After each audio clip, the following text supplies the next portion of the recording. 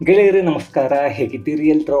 ಗೆಳೆಯರೇ, ದೇಶದ ರಾಜಧಾನಿ ದೆಹಲಿಯಲ್ಲಿ ದೊಡ್ಡ ಸಂಚು ನಡೆದು ಇದ್ದಕ್ಕಿದ್ದ ಹಾಗೆ 32 ಕಾರುಗಳಲ್ಲಿ ಬಾಂಬ್ ಇಟ್ಟು ಸ್ಫೋಟ ಮಾಡಿದರೆ ಏನಾಗುತ್ತೆ ಯೋಚನೆ ಮಾಡಿ.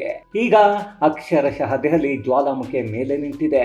ಯಾವುದೇ ಸಮಯದಲ್ಲಾದರೂ ದೆಹಲಿಯ ಹೃದಯ ಭಾಗದಲ್ಲಿ ಭೀಕರ ಸ್ಫೋಟಗಳು ಆಗಬಹುದು.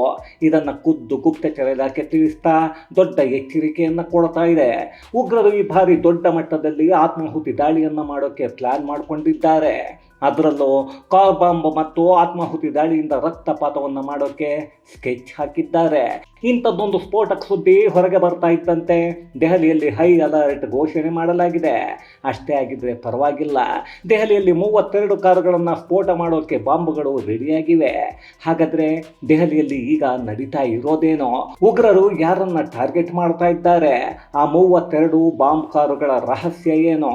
ಎಲ್ಲವನ್ನ ಈ ವಿಡಿಯೋದಲ್ಲಿ ನೋಡ್ಕೊಂಡು ಬರೋಣ ಬನ್ನಿ. ಗೆಳೆಯರೆ, ಉಗ್ರರಿಗೆ ಯಾವಾಗಲೂ ಮೊದಲು ಟಾರ್ಗೆಟ್ ಆಗೋದು ರಾಜಧಾನಿ ದೆಹಲಿ. ಅಂಥದ್ದೇ ಉಗ್ರ ದಾಳಿ 2025 ನವೆಂಬರ್ 10ನೇ ತಾರೀಕು ಸಂಜೆ 6:52 I-20 ಕಾರು ಸ್ಫೋಟ ಆಗಿ ಸುಮಾರು 15 ಮಂದಿ ಸಾವನ್ನಪ್ಪಿದ್ರು. 20ಕ್ಕಿಂತ ಹೆಚ್ಚು ಜನರು ಗಾಯಗೊಂಡಿದ್ರು. ಅದು ಉಗ್ರ ಕೃತ್ಯ ಅನ್ನೋದು ಬಟಾ ಬಯಲಾಗಿತ್ತು. ಅವತ್ತಿಂದ ಉಗ್ರರು ದೆಹಲಿ ಮೇಲೆ ಕಣ್ಣನ್ನ ಇಟ್ಕೊಂಡೇ ಕೂತ್ಕೊಂಡಿದ್ರು. ದೆಹಲಿಯ ಮೇಲೆ ಎಂದು ಕಂಡು ಕೇಳರಿಯ ದಾಳಿಯನ್ನ ಮಾಡಬೇಕು, ಅಲ್ಲಿ ರಕ್ತಪಾತವನ್ನ ಮಾಡಬೇಕು ಅನ್ನೋದೇ ಉಗ್ರರ ದೊಡ್ಡ ಸ್ಕೆಚ್. ಆದ್ರೆ ಅದಕ್ಕೆ ನಮ್ಮ ಭದ್ರತಾ ಪಡೆಗಳು ದಾರಿಯನ್ನ ಇಲ್ಲಿಯವರೆಗೂ ಮಾಡಿಕೊಟ್ಟಿರ್ಲಿಲ್ಲ. ಉಗ್ರರು ನೂರಾರು ಪ್ಲಾನ್ಗಳನ್ನ ಮಾಡ್ತಾ ಇದ್ರೆ ಅವುಗಳನ್ನ ತಲೆ ಕೆಳಗು ಮಾಡ್ತಾನೆ ಇದ್ವು. ಈಗ ಮತ್ತೆ ಅಂಥದ್ದೇ ದೊಡ್ಡ ಕೃತ್ಯ ಮಾಡೋಕೆ ಉಗ್ರರು ಪ್ಲಾನ್ ಅನ್ನು ಮಾಡ್ಕೊಂಡಿದ್ದಾರೆ. ಉಗ್ರರ ಕರಿನೆರಳು ಮತ್ತೆ ದೆಹಲಿಯ ಮೇಲೆ ಬಿದ್ದಿದೆ ಅನ್ನೋ ಸ್ಫೋಟಕ ಮಾಹಿತಿ ಈಗ ಹೊರಗೆ ಬರ್ತಾ ಇದೆ. ಗುಪ್ತಚರ ಇಲಾಖೆ ನೀಡ್ತಾ ಇರೋ ಮಾಹಿತಿಯ ಪ್ರಕಾರ ದೆಹಲಿಯ ದೀನ್ ದಯಾಳ್ ಉಪಾಧ್ಯಾಯ ಮಾರ್ಗದಲ್ಲಿರೋ ಪ್ರಮುಖ ಕಚೇರಿಗಳ ಮೇಲೆ ಉಗ್ರರ ಕರಿನೆರಳು ಬಿದ್ದಿದೆ. ಅದರಲ್ಲಿ ಮುಖ್ಯವಾಗಿ ಬಿಜೆಪಿಯ ಪ್ರಧಾನ ಕಚೇರಿ ಉಗ್ರರ ಮೊದಲ ಟಾರ್ಗೆಟ್. ಬರೀ ಆತ್ಮಾಹುತಿ ದಾಳಿಯನ್ನ ಮಾತ್ರ ಮಾಡ್ತಾ ಇಲ್ಲ, ಕಾರ್ ಬಾಂಬ್ ಸ್ಫೋಟ ಅಥವಾ IED ಸ್ಫೋಟಗಳನ್ನು ಮಾಡಿ ಇಡೀ ಕಟ್ಟಡವನ್ನೇ ಸ್ಫೋಟ ಮಾಡಿ ಪುಡಿ ಪುಡಿ ಮಾಡೋಕೆ ಪಾಕಿಸ್ತಾನ ಪ್ರೇರಿತ ಉಗ್ರ ಸಂಘಟನೆಗಳು ಪ್ಲಾನ್ ಅನ್ನ ಮಾಡಿಕೊಂಡಿವೆ. ಯಾವಾಗ ಈ ಮಾಹಿತಿ ಹೊರಗೆ ಬಂತೋ ಇದ್ದಕ್ಕಿದ್ದ ಹಾಗೆ ದೆಹಲಿ ಉಕ್ಕಿನ ಕೋಟೆ ಆಗಿ ಹೋಗಿದೆ. ದೆಹಲಿಯ ಪ್ರತಿ ಕಟ್ಟಡ, ಪ್ರತಿ ರಸ್ತೆ, ಪ್ರತಿ ಗಲ್ಲಿ ಪೊಲೀಸರ ಕಣ್ಗಾವಲಲ್ಲಿವೆ. ಹಾಗಂತ ಈ ಅಸಲಿ ಕತೆ ಅಲ್ಲೇ ಎಲ್ಲೋ ಇವತ್ತೋ ನಿನ್ನೆಯೋ ಶುರುವಾಗಿದ್ದಲ್ಲ. ಇದು ಶುರುವಾಗಿದ್ದು ಜಮ್ಮು ಕಾಶ್ಮೀರ ಪೊಲೀಸರು ಇತ್ತೀಚೆಗೆ ಭೀಕರ ಭಯೋತ್ಪಾದನ ಮಾದರಿಯನ್ನ ಹರಿಯಾಣದಲ್ಲಿ ಪತ್ತೆ ಮಾಡಿದ್ರು. ಅಲ್ಲಿ ಸಿಕ್ಕಿದ್ದ ಉಗ್ರರು ಮಹಾನ್ ವಿದ್ಯಾವಂತರು, ಬುದ್ಧಿವಂತರು, ವೈದ್ಯರು. ಅವರನ್ನ ವಿಚಾರಣೆ ಮಾಡಿದಾಗ ಹೊರಗೆ ಬಂದಿದ್ದ ಸತ್ಯ ಇಡೀ ಭಾರತೀಯರನ್ನ ದಂಗುಬಡಿಸಿತ್ತು. ಅಲ್ಲಿ ಸಿಕ್ಕಿದ್ದ ಉಗ್ರರು ಡಿಸೆಂಬರ್ 6 ಅಂದ್ರೆ ಬಾಬರಿ ಮಸೀದಿ ಧ್ವಂಸ ಆಗಿದ್ದ ದಿನವೇ ದೆಹಲಿ ಸೇರಿ ದೇಶದ ಬಹಳಷ್ಟು ಕಡೆಗಳಲ್ಲಿ ಸ್ಫೋಟವನ್ನ ಮಾಡೋಕೆ ಪ್ಲಾನ್ ಮಾಡ್ಕೊಂಡಿದ್ರು. ಅದಕ್ಕಾಗಿ ಬರೋಬ್ಬರಿ 32 ವಾಹನಗಳನ್ನ ಸಿದ್ಧತೆ ಮಾಡ್ಕೊಂಡಿದ್ರು. ಸುಮ್ಮನೆ ಯೋಚನೆ ಮಾಡಿ, 32 ಕಾರುಗಳು ದೇಶದ ಬೇರೆ ಬೇರೆ ಭಾಗಗಳಲ್ಲಿ ಏಕಕಾಲದಲ್ಲಿ ಸ್ಫೋಟ ಆದ್ರೆ ಏನಾಗತ್ತೆ? ಆ 32 ಕಾರುಗಳಲ್ಲಿ ಅತ್ಯಾಧುನಿಕ ಸ್ಫೋಟಕಗಳನ್ನು ಅಳವಡಿಸಿ ದೆಹಲಿಯ ಜನನಿಬಿಡ ಪ್ರದೇಶದಲ್ಲಿ ಹಾಗೆ ರಾಜಕೀಯ ಕಚೇರಿಗಳ ಮುಂದೆ ಸ್ಫೋಟ ಮಾಡೋದು ಈ ಪಾಪಿ ಉಗ್ರರ ಪ್ಲಾನ್.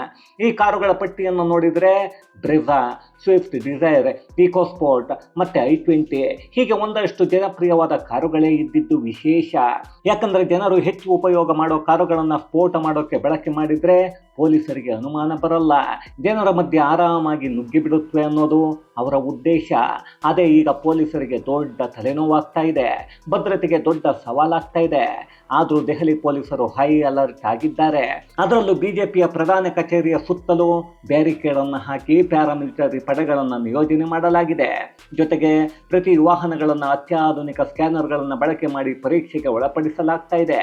ಬಾಂಬ್ ಸ್ಕ್ವಾಡ್ ಮತ್ತು ಪತ್ತೆದಾರಿ ನಾಯಿಗಳ ಪಡೆ ಹಗಲು ರಾತ್ರಿ ಅನ್ನದೇ ಪಹರೆಯನ್ನ ಕಾಯ್ತಾ ಇವೆ. ಯಾರಾದರೂ ಅನುಮಾನಾಸ್ಪದವಾಗಿ ಕಾಣಿಸಿದ್ರೆ, ಯಾವುದೇ ವಸ್ತು ಅನಾಥವಾಗಿ ಬಿದ್ದಿದ್ರೆ ತಕ್ಷಣ ಪೊಲೀಸರಿಗೆ ಮಾಹಿತಿಯನ್ನು ಕೊಡಿ ಅಂತ ಅಲ್ಲಿನ ಜನರಿಗೆ ಸಾರ್ವಜನಿಕವಾಗಿ ಪ್ರಕಟಣೆಯನ್ನು ಕೂಡ ಹೊರಡಿಸಲಾಗಿದೆ. ಅಷ್ಟೇ ಅಂತ ಅಂದ್ಕೊಳ್ಳೋಕೆ ಹೋಗಬೇಡಿ. ದೆಹಲಿಯ ಮಾರುಕಟ್ಟೆಗಳಾದ ಚಾಂದನಿ ಚೌಕ್, ಕನ್ನಾಟ್ ಪ್ಲೇಸ್ ಮತ್ತು ಮೆಟ್ರೋ ನಿಲ್ದಾಣಗಳಲ್ಲಿ CCTVಗಳ ಸಂಖ್ಯೆಗಳನ್ನು ಡಬಲ್ ಮಾಡಲಾಗಿದೆ. ಕ್ವಿಕ್ ರಿಯಾಕ್ಷನ್ ಟೀಮ್ಗಳನ್ನು ತುರ್ತು ಪರಿಸ್ಥಿತಿಗೆ 24 ಗಂಟೆ ಸನ್ನದ್ಧವಾಗಿ ಇಡಲಾಗಿದೆ.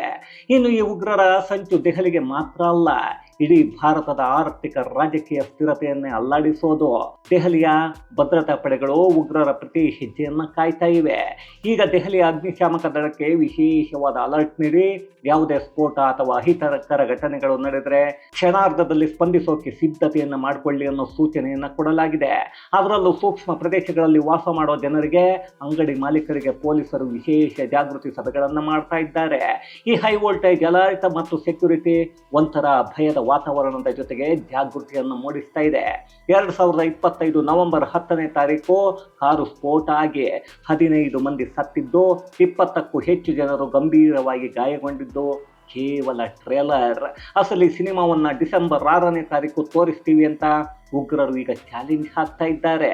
2011 ನಂತರ ದೆಹಲಿಯಲ್ಲಿ ನಡೆದ ಅತಿ ದೊಡ್ಡ ದಾಳಿ ಅಂದ್ರೆ ಅದು ಕೆಂಪುಕೋಟೆ ಸ್ಫೋಟ.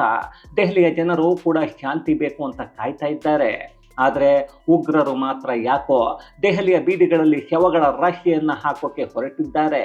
ಇದು ಭಾರತದ ಭದ್ರತಾ ವ್ಯವಸ್ಥೆಗೆ ಉಗ್ರರ ನೇರ ಸವಾಲು. ಈಗಾಗಲೇ ಕೇಂದ್ರ ಸರ್ಕಾರ ಈ ವಿಚಾರವನ್ನ ಯುದ್ಧದ ಹಾಗೆ ತೆಗೆದುಕೊಳ್ತಾ ಇದೆ. ಕೇಂದ್ರ ಗೃಹ ಸಚಿವ ಅಮಿತ್ ಶಾ ದೆಹಲಿ ಪೊಲೀಸ್ ಕಮಿಷನರ್ ಜೊತೆ ಸತತವಾಗಿ ಸಭೆಗಳನ್ನು ನಡೆಸ್ತಾ ಉಗ್ರರ ಈ ಮಾದರಿಗಳನ್ನು ಬುಡ ಸಮೇತ ಕಿತ್ತು ಎಸಿಬೇಕು ಅನ್ನೋ ಸೂಚನೆಯನ್ನ ಕೊಡ್ತಾ ಗುಪ್ತಚರ ಮಾಹಿತಿ ಆಧರಿಸಿ ಮುನ್ನೆಚ್ಚರಿಕೆಯಾಗಿ ಕ್ರಮವನ್ನು ತೆಗೆದುಕೊಳ್ಳಬೇಕು. ಅದರಲ್ಲಿ ಯಾವುದೇ ರೀತಿ ತಡ ಆಗಬಾರ್ದು. 32 ಕಾರುಗಳು ಎಲ್ಲಿದ್ದಾವೆ, ಅವುಗಳನ್ನು ಯಾರು ಖರೀದಿ ಮಾಡಿದ್ದಾರೆ, ಅವುಗಳಿಗೆ ಸ್ಫೋಟಕಗಳನ್ನು ತುಂಬಿರೋ ಕಿರಾತಕರು ಯಾರು ಅನ್ನೋದನ್ನ ಪತ್ತೆ ಹಚ್ಚೋಕೆ ದೆಹಲಿ ಪೊಲೀಸರಿಗೆ ತಿಳಿಸಿದ್ದಾರೆ.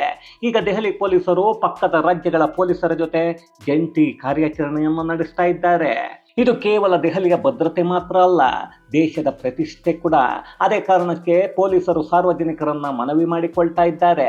ನಿಮ್ಮ ಮನೆಯ ಅಕ್ಕಪಕ್ಕದಲ್ಲಿ, ನಿಮ್ಮ ರಸ್ತೆಯಲ್ಲಿ ಯಾರಾದರೂ ಹೊಸದಾಗಿ ಬಾಡಿಗೆಗೆ ಬಂದಿದ್ರೆ ಅಥವಾ ಯಾರಾದರೂ ಅನುಮಾನಾಸ್ಪದವಾಗಿ ಓಡಾಡ್ತಾ ಇದ್ರೆ 100ಗೆ ಕರೆಯನ್ನ ಮಾಡಿ ಅಂತ ಹೇಳ್ತಾ ಇದ್ದಾರೆ.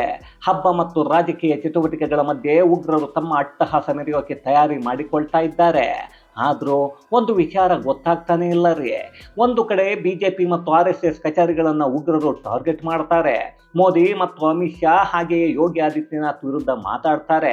ಅದೇ ರಾಹುಲ್ ಗಾಂಧಿ, ಅರವಿಂದ್ ಕೇಜ್ರಿವಾಲ್, ಮಮತಾ ಬ್ಯಾನರ್ಜಿ ಹಾಗೆಯೇ ಅಖಿಲೇಶ್ ಯಾದವ್ ಇಂಥವರ ವಿರುದ್ಧ ಅಥವಾ ಕಾಂಗ್ರೆಸ್ ಕಚೇರಿಯನ್ನು ಸ್ಫೋಟ ಮಾಡ್ತೀವಿ ಅಂತ ಯಾವುದೇ ಉಗ್ರರು ಯಾವತ್ತೂ ಎಲ್ಲೂ ಹೇಳೋದೇ ಇಲ್ಲ.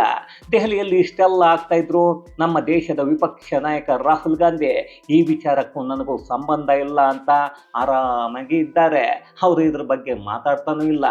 ಒಂದು ದೇಶದ ಪ್ರಜೆಯಾಗಿ ಭದ್ರತಾ ಪಡೆಗಳು ಉಗ್ರರ ಹೆಡಮುರಿಯನ್ನು ಕಟ್ಟಬೇಕು, ಅದಕ್ಕೆ ಕೇಂದ್ರ ಸರ್ಕಾರ ಆದೇಶವನ್ನು ನೀಡಬೇಕು ಅನ್ನೋ ಒಂದೇ ಒಂದು ಮಾತನ್ನು ಆಡ್ತಾ ಇಲ್ಲ. ಕೇವಲ ರಾಹುಲ್ ಗಾಂಧಿ ಅಂತ ಅಲ್ಲ, ವಿಪಕ್ಷದಲ್ಲಿರೋ ಅಂದ್ರೆ ಇಂಡಿ ಕೂಟದಲ್ಲಿರೋ ಬಹುತೇಕ ಪಕ್ಷಗಳು ಮತ್ತು ಅದರ ನಾಯಕರು ಈ ವಿಚಾರದ ಬಗ್ಗೆ ಇಲ್ಲಿಯವರೆಗೂ ಮಾತಾಡಿಲ್ಲ. ಅಲ್ಲಿಗೆ ಇವರೆಲ್ಲ ಉಗ್ರರ ಪರವಾಗಿ ನಿಂತಿದ್ದಾರಾ ಅಥವಾ ಕಾಂಗ್ರೆಸ್ ಕಚೇರಿಯನ್ನ ಸ್ಫೋಟ ಮಾಡ್ತೀವಿ ಅಂತ ಯಾವುದೇ ಉಗ್ರ ಯಾಕೆ ಮಾತಾಡಲ್ಲ? ಇದು ಒಂದಷ್ಟು ಅನುಮಾನಗಳನ್ನ ಹುಟ್ಟು ಹಾಕತ್ತೆ. ಹಾಗಂತ ಪಾಕಿಸ್ತಾನದಿಂದ ನಮ್ಮ ದೇಶಕ್ಕೆ ಬಂದು ಯಾವುದೋ ಉಗ್ರರು ಈ ಕೆಲಸವನ್ನ ಮಾಡ್ತಾ ಇಲ್ಲ. ನಮ್ಮ ದೇಶದ ಒಳಗೆ ಹೇಸಿಗೆ ತಿನ್ನೋ ಹಂದಿಗಳು ಇದ್ದೇ ಇರುತ್ತವೆ. ಅವರಿಗೆ ದೇಶದಲ್ಲಿ ವಿದ್ಯಾಭ್ಯಾಸ ಕೊಡ್ತಾ, ಅನ್ನ ಹಾಕಿ ಕುಡಿಯೋಕೆ ನೀರನ್ನು ಕೊಡ್ತಾ ಇದ್ದೀವಿ. ಅದೇ ಎಡವಟ್ಟುಗಳು. ಅಲ್ಪಸಂಖ್ಯಾತರ ಹೆಸರಲ್ಲಿ ಬಹಳಷ್ಟು ಜನರು ಉಗ್ರರಿಗೆ ಬೆಂಬಲ ಕೊಡ್ತಾ ಇದ್ದಾರೆ. ತಿನ್ನೋ ಅನ್ನ ಭಾರತದ್ದು, ಅದೇ ಮಾಡೋ ಕೆಲಸ ಪಾಕಿಸ್ತಾನದ್ದು. ಅಷ್ಟೊಂದು ಪ್ರೀತಿ ಪಾಕಿಸ್ತಾನದ ಮೇಲೆ ಇದ್ರೆ ಪಾಕಿಸ್ತಾನಕ್ಕೆ ಹೋಗಿ ಬದುಕಲಿ. ಅದನ್ನ ಬಿಟ್ಟು ಹೆತ್ತ ತಾಯಿಯ ಸೀರೆ ಬಿಚ್ಚೋ ಕೆಲಸ ಮಾಡೋ ಇವರನ್ನ ಏನಂತ ಕರಿಬೇಕು? ಮೊದಲು ನಗರ ನಕ್ಸಲರನ್ನ, ನಮ್ಮ ಸುತ್ತಲೂ ಇರೋ ಉಗ್ರರನ್ನ ಸದೆಬಡಿದು ಮಟ್ಟ ಹಾಕಬೇಕು. ಇಲ್ಲ ಅಂದ್ರೆ ನಮ್ಮ ಮುಂದಿನ ಪೀಳಿಗೆ ಬದುಕೋದೇ ಕಷ್ಟ ಆಗತ್ತೆ. ನಾವೆಲ್ಲರೂ ಅಂದುಕೊಳ್ಳೋದು ಕೇವಲ ಹೆತ್ತ ತಾಯಿಯನ್ನ ತಲೆ ಹಿಡಿಯೋ ದರಿದ್ರಗಳು ಉಗ್ರರಿಗೆ ಸಹಾಯ ಮಾಡ್ತಾ ಇರ್ತಾರೆ, ಅವರದ್ದು ಮಾತ್ರ ತಪ್ಪು ಅಂತ. ಖಂಡಿತ ಅಲ್ಲ. ಯಾಕಂದ್ರೆ ಆಪರೇಷನ್ ಸಿಂಧೂರ ಸಮಯದಲ್ಲಿ ಮೋದಿ ಸರ್ಕಾರಕ್ಕೆ ಪಾಕಿಸ್ತಾನವನ್ನೇ ಬಗ್ಗು ಬಡಿಯೋ ಅವಕಾಶ ಇತ್ತು. ಅದಕ್ಕೆ ನಮ್ಮ ಸೇನೆ ಸಂಪೂರ್ಣ ತಯಾರಾಗಿತ್ತು. ಆದರೆ ಅದ್ಯಾವನೋ ತಲೆಕೆಟ್ಟ ಟ್ರಂಪ್ ಮಾತನ್ನ ಕೇಳಿ ಕದನ ವಿರಾಮ ಘೋಷಣೆ ಮಾಡಿ ತಪ್ಪನ್ನ ಮಾಡಿದ್ದಾಯ್ತು. ಅದೇ ಇವತ್ತು ಇಂತಹ ಕೃತ್ಯಗಳು ಪದೇ ಪದೇ ನಡೆಯೋದಕ್ಕೆ ಕಾರಣ ಆಗ್ತಾ ಇರೋದು. ಒಂದು ಬಾರಿ ಇಡೀ ಪಾಕಿಸ್ತಾನದಲ್ಲಿರೋ ಉಗ್ರರನ್ನ ಮಟ್ಟ ಹಾಕಿದ್ರೆ ಅಲ್ಲಿರೋ ನಾಲಿಗೆ ಹರಿಬಿಡೋ ಬಡ್ಡಿ ಮಕ್ಕಳನ್ನ ಮಟ್ಟ ಹಾಕಿದ್ದೆ ಆದರೆ ಆಗ ನಮ್ಮ ದೇಶದ ಒಳಗೆ ಇರೋ ಪಾಕಿಸ್ತಾನದ ಪ್ರೇಮಿಗಳು ಮುಚ್ಕೊಂಡು ಇರ್ತಾರೆ. ಇಲ್ಲ ಅಂದ್ರೆ ಇದೇ ತರ ಆಗಾಗ ಮಾಡಬಾರದ್ದು ಮಾಡೋ ಪ್ರಯತ್ನ ಮಾಡ್ತಾ ಇರ್ತಾರೆ. ಅದನ್ನ ಕಾಯ್ತಾ ನಮ್ಮ ಭದ್ರತಾ ಪಡೆಗಳು ಮತ್ತು ಪೊಲೀಸರು ಇರಬೇಕಾಗತ್ತೆ. ಇನ್ನು ಮುಂದೆ ಆದರೂ ಕೇಂದ್ರ ಸರ್ಕಾರ ಇಂತಹ ಕ್ರಿಮಿಗಳನ್ನು ಮಟ್ಟ ಹಾಕಲೇಬೇಕು. ಇಲ್ಲ ಅಂದರೆ ದೇಶದ ಒಳಗಿರೋ ಜನರೇ ಯಾರೋ 4 ಜನರಿಗೆ ಹೆದರಿ ಬದುಕಬೇಕಾಗತ್ತೆ ಅಷ್ಟೇ. ಇದು ಗೆಳೆಯರೆ, ದೆಹಲಿಯಲ್ಲಿ ಉಗ್ರರು 32 ಕಾರು ಬಾಂಬುಗಳನ್ನು ಮತ್ತು ಆತ್ಮಾಹುತಿ ದಾಳಿಗೆ ಸಿದ್ಧತೆ ಮಾಡಿಕೊಂಡಿರೋದರ ಕುರಿತಾದ ಒಂದಷ್ಟು ಮಾಹಿತಿ. ಮತ್ತಷ್ಟು ವಿಶೇಷತೆಗಳೊಂದಿಗೆ ಮುಂದಿನ ವಿಡಿಯೋದಲ್ಲಿ ಭೇಟಿಯಾಗೋಣ. ಅಲ್ಲಿಯವರೆಗೂ ಕನ್ನಡವೇ ಸತ್ಯ, ಕನ್ನಡವೇ ನಿತ್ಯ.